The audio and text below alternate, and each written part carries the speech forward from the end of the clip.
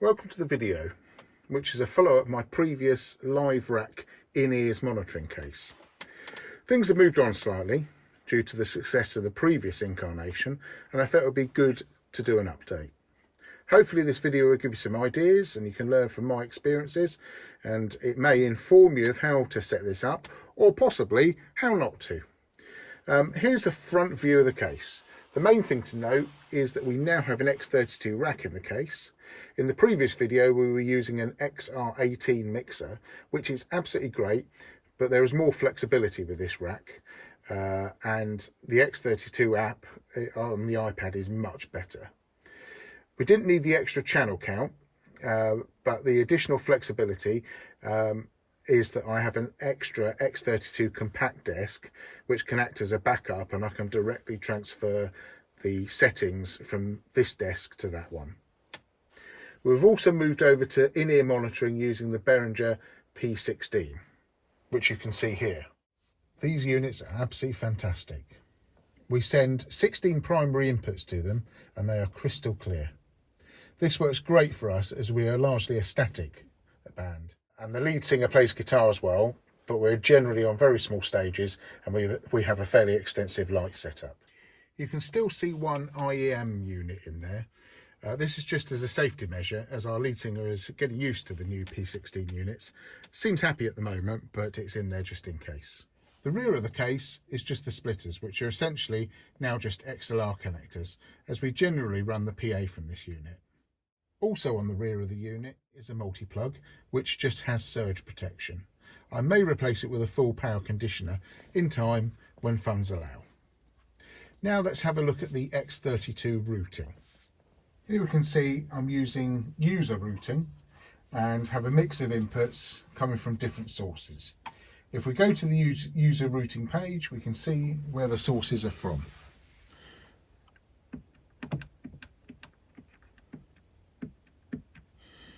There we are at the user routing page. So the first 16 inputs are from the XLR inputs, as you can see here. And then 17 to 22 are card inputs, and they are channels 3 to 8. And then channel 23 and 24 are the card inputs 1 and 2. The reason it's this way round is that the channel 1 out of the computer is the click track and channel 2 is the cue track. So we've got those stored right at the end just for clarity. So we essentially have a number of channels which output tracks, although generally we're only using 2 of them for extra keyboards and one or two other things, but we've got the facility to have lots more if we need them. I will cover how the computer outputs these channels and how it's configured on the computer a bit later in the video. So if we move back from the user inputs, we go to the P16 units, and I'm just going to scroll that back up. You can see that these are configured so that each of the 16 channels of the P16 are the direct outputs of the channels that are going into various channels on the disc. So when we get down to here, these are actually the tracks coming in from the computer, and these ones up here are the direct inputs from the microphones and other instruments on stage. The other thing we've configured is our actual outputs. So these are the XLR outputs on the back, and we have 7 and 8 are our main PA outputs. Mix bus 6, which is a emergency kind of fold back for the front of the stage, which we're hoping not to use, but we've got it there as a confidence level. Mix bus 5 is configured as our sub, so that feeds our sub speaker.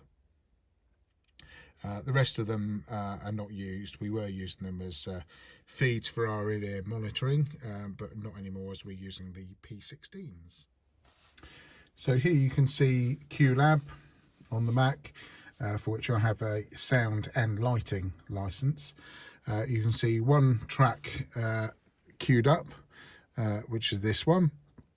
And if I click where the arrow is, it can hide all the tracks that are in that little group, or it can expand them out, and you can see 3 different tracks which will get triggered.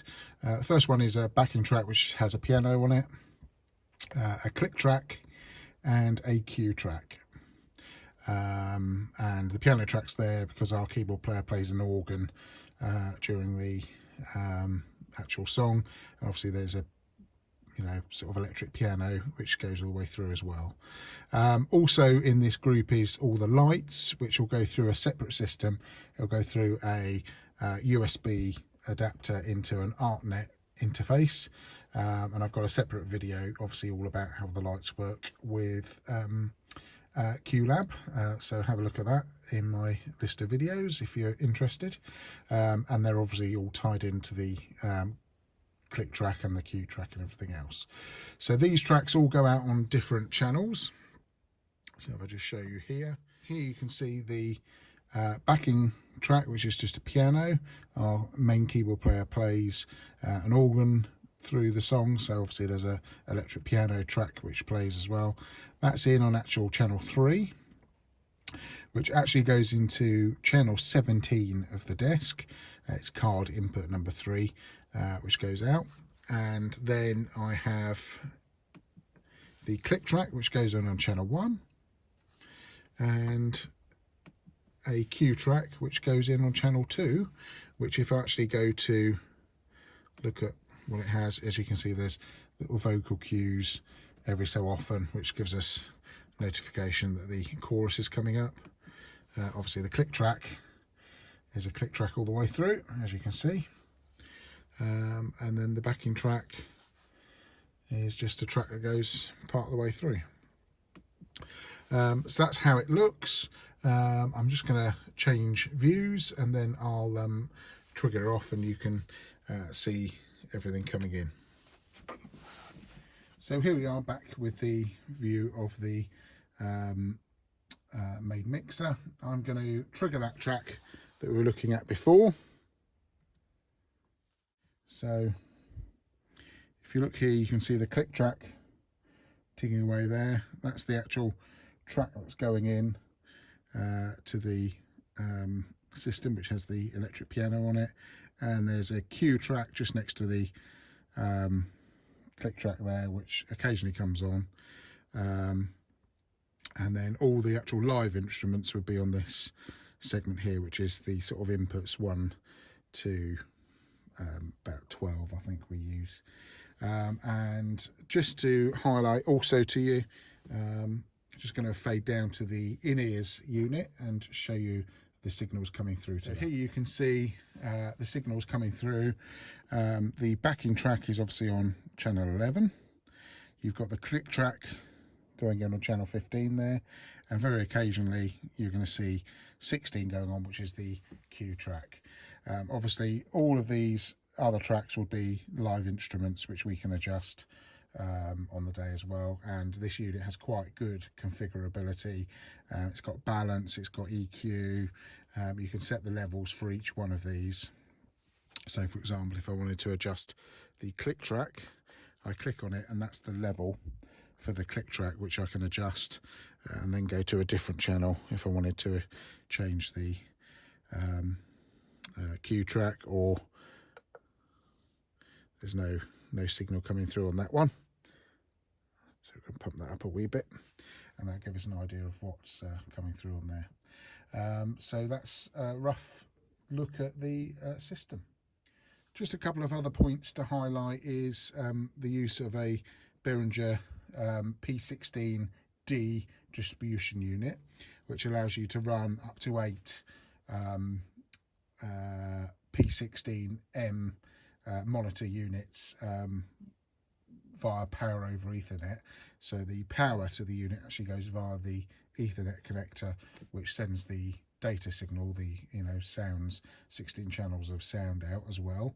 That's nice and convenient. It cuts down on the number of plug sockets you need around. We found it really good, so it's a nice little addition. And the you can daisy chain also units together, so they have an in and an out, the actual monitor unit, so you can daisy chain them, but we find this a lot more logical, and it saves having to have power adapters. And also we have a little router there, which is a little Apple, it's an old router, same one I had in the previous case, which is actually sat there, which is connected to the X32, so we can actually control it via the iPad. It's quite old, but I had it knocking about. It's nice and compact, which I like. So again, it's a nice little unit which I use, and with the iPad it's very easy to configure and get set up. So that kind of concludes the in-ear monitor PA system setup in the rack case. Just to finish off, the rack case is actually a 6-unit rack case. It's long to fit the rack in with stuff behind it, and it does have wheels on the bottom, so it's a wheeling rack case as well. It's just a cheap one I bought again on eBay. There's lots of different companies that make very similar units. They're all fairly similar. There's Trojan from Studio Spares, there's Gator, there's lots of different companies. So this is a 6-unit one. It wheels because obviously with the X32 rack in there, that is reasonably heavy, so it's much easier to wheel it into a venue on the little wheels rather than having to carry it in. So that's the decision I made with that. That concludes the video of the rack case. I hope you've enjoyed it. I hope it's given you some inspiration or some ideas to create your own rack cases. Feel free to put any comments on, as long as they're good-natured and constructive, and if it changes at all with gigging experience, I'll be sure to put some new updates on the system for you. Thanks very much. Take care.